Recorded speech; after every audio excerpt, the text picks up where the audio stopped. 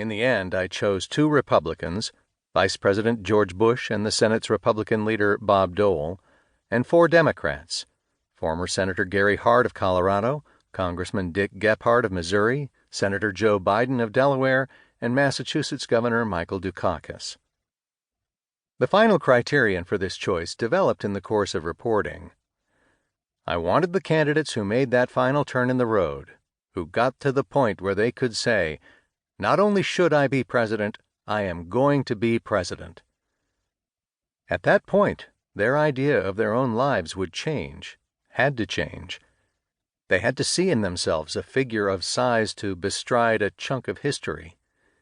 And by the nature of the process, alas, 5 of the 6 would then have to come off of that. They would be thrown back on themselves, as they probably never were before, to examine how it was they saw so wrongly.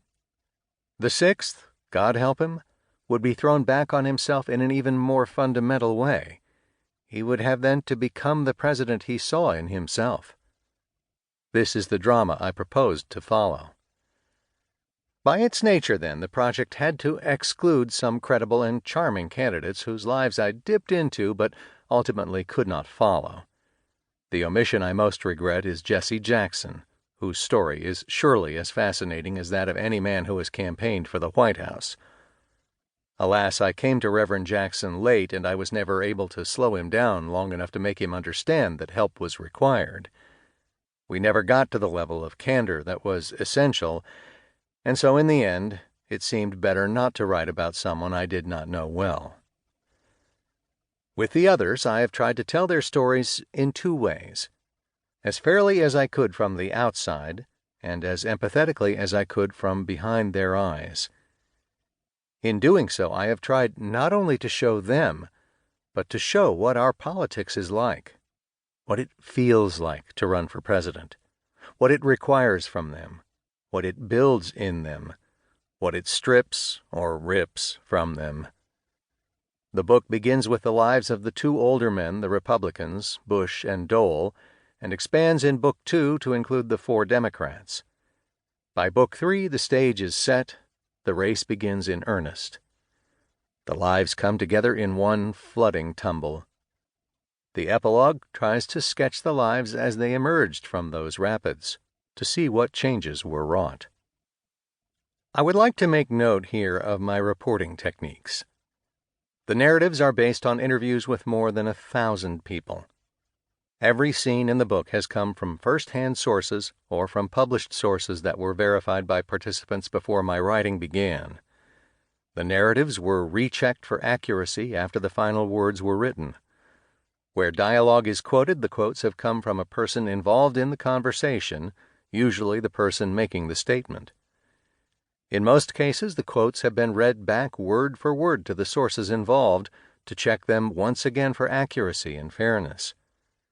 In every case, thoughts attributed to the characters in this book have been checked with them or with the people to whom they confided those thoughts.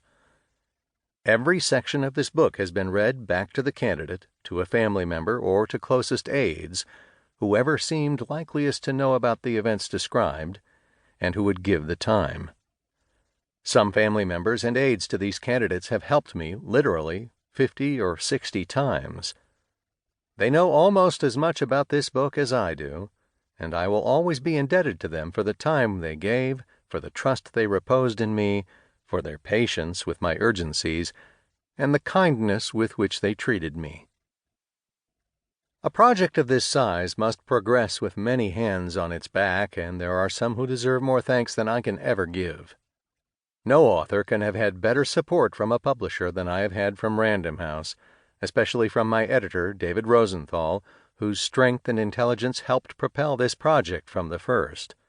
And I have benefited from the counsel of his colleagues, Peter Osnos, Jason Epstein, Joe Fox, and boss of all, Harry Evans. So outrageously long has this project run that I have also these chiefs to thank for support that was crucial in each case. Joni Evans assisted in shaping the labor to a book, and Howard Kaminsky gave the project its start. I also want to thank Julie Grau, Jennifer Ash, and Rebecca Buchler for their help and good cheer. Ed Cohen and Amy